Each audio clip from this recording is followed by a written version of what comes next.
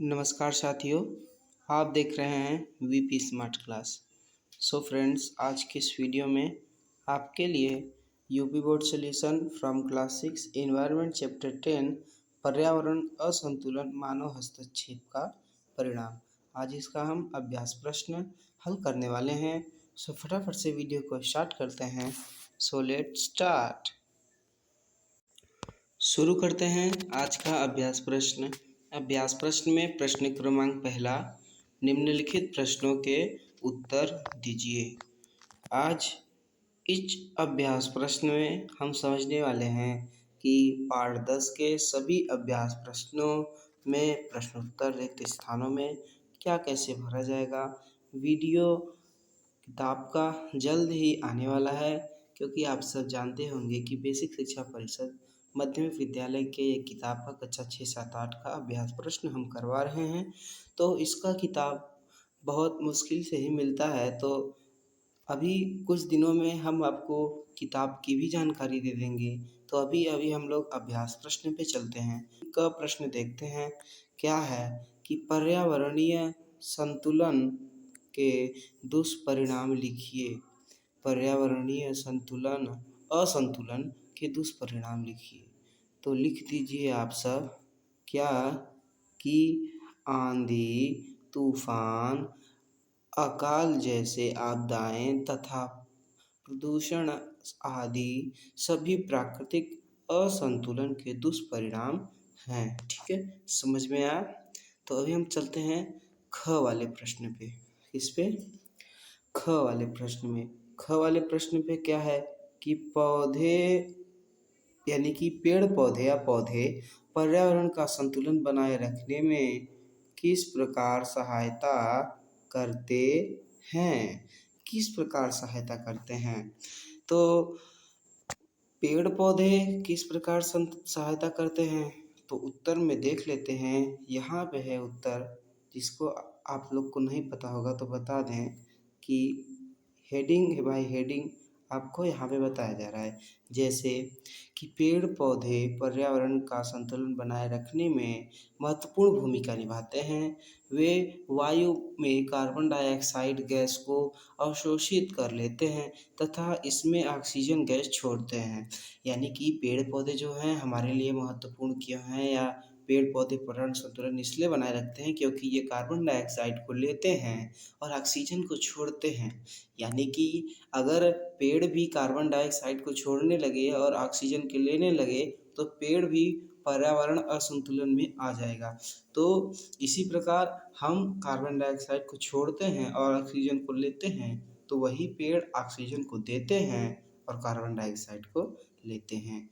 तो और क्या है, पेड़ पौधे वर्षा कराकर, ठीक है, पेड़ पौधे वर्षा कराकर पृथ्वी पर तथा वायुमंडल में जल की उचित मात्रा बनाए रखते हैं।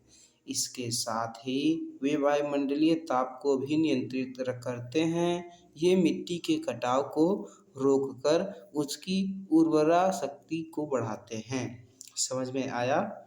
ठीक है, तो अभी हम चलते हैं इस पे ग वाले प्रश्न पे। ग वाला प्रश्न है हमारा, जनसंख्या बढ़ने से कौन कौन सी समस्याएं होती हैं। जनसंख्या बढ़ने से कौन कौन सी समस्याएं होती हैं। तो उत्तर देख लेते हैं हम क्या कि जनसंख्या बढ़ने से निम्नलिखित समस्या उत्पन्न होती हैं। पहला है कि देखते हैं यहाँ पे, पहला कि अधिक उन्नत उगाने यानी कि अधिक अन्न उगाने तथा मकान बनाने के लिए वनों की अंधाधुंध कटाई की जा रही है। और दूसरा देख रहे हैं हम कि अधिक मकानों के बनाने तथा कारखानों के लगाए जाने के कारण कृषि कम हो रही है। और तीसरा है अधिक उद्योगों और वाहनों से वातावरण प्रदूषित होता है। चौथा है क्या कि इससे ऊर्जा के स्रोत पर अत्यधिक दबाव पड़ता है। किससे? जनसंख्या बढ़ने के कारण। घ वाला प्रश्न देखते हैं, ऊर्जा के कौन कौन से स्रोत हैं। हैं। तो ऊर्जा के कौन कौन से स्रोत हैं भाई, देखिए यहाँ पे क्या है कि ऊर्जा का प्रकाश यानी सूर्य का प्रकाश, कोयला, लकड़ी, पेट्रोल, डीजल, प्राकृतिक गैस, मिट्टी का तेल, गोबर और क्या, गोबर के कंडे, बिजली आदि ऊर्जा के स्रोत हैं। दूसरा है मिलान कीजिए। तो अगले पेज पे चलते हैं और आपको मिलान दिखाते हैं। मिलान वृक्षारोपण का किसमें मिलेगा, पर्यावरण संतुलन में।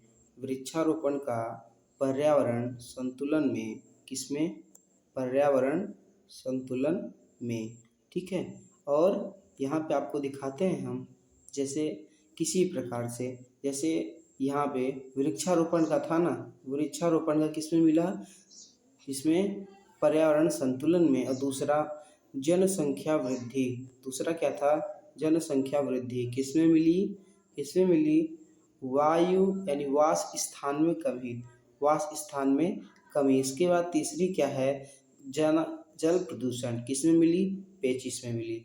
छोटा परिवार किसमें मिला, सुखी परिवार।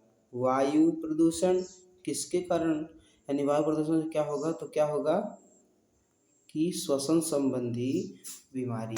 तो यहाँ पे आपको एरो बताए गए हैं, यानी कि निशान, जैसे वृक्षारोपण, जनसंख्या वृद्धि, जल प्रदूषण, छोटा परिवार, वायु प्रदूषण। तो जिस जिस प्रकार से जो भी हो गए हैं तो वहाँ पे आप इसको उतार लीजिए। प्रश्न नंबर 3 पे चलते हैं हम, कि नीचे दिए गए प्रश्नों में उत्तर के रूप में 3 विकल्प दिए गए हैं, सही विकल्प चुनें। पहला है जल का मुख्य स्रोत है। तो तीसरा क्या है, वर्षा। क्या है, तीसरा सही है, क्या है, वर्षा। क्या, वर्षा, ठीक है, वर्षा हमारा सही रहेगा। तो अब ख वाले प्रश्न पे चलते हैं, कि प्रदूषित जल पीने से कौन से रोग होते हैं। क्या होता है, हैजा। क्या होता है, हैजा, ठीक है। तो अभी हम चलते हैं ग वाले प्रश्न पे। क्या है, क्या है बताना जल्दी जल्दी, कि समुद्र से प्राप्त होता है आयोडीन, जो आप खाते हैं, क्या, नमक, नमक सही से लिख देते हैं इसको हम, ऐसे ऐसे, नमक आप खाते हैं ना, नमक में क्या रहता है, आयोडीन रहता है, आयोडीन, ठीक है। तो इसका आप उतार लीजिए।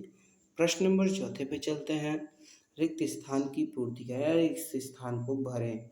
तो क वाला देखते हैं क्या है हमारा, कल कारखानों से निकले कचरे को नदियों में बहा देने से क्या होता है, उनका जल प्रदूषित हो जाता है, तो प्रदूषित भरा जाएगा। दूसरे में देखते हैं ख वाले में, कि पृथ्वी में उपलब्ध संसाधन सीमित मात्रा में है, तो ये सीमित भरा जाएगा, ठीक है। इसके बाद ग पे चलते हैं, कि साधारण नमक समुद्र में पाया जाता है। अभी आपको प्रश्न पे ही बताया गया है, यहाँ यही पे है, देखिए यहाँ पे यही आपको बताया गया ना, ठीक है। और ग यानी घ वाला प्रश्न है, गंगा के प्रदूषण का बढ़ना खतरे का संकेत है। तो इसी प्रकार हमारा वीडियो खत्म होता है। अगर आपको वीडियो अच्छी लगी तो एक लाइक सब्सक्राइब जरूर कर दीजिएगा।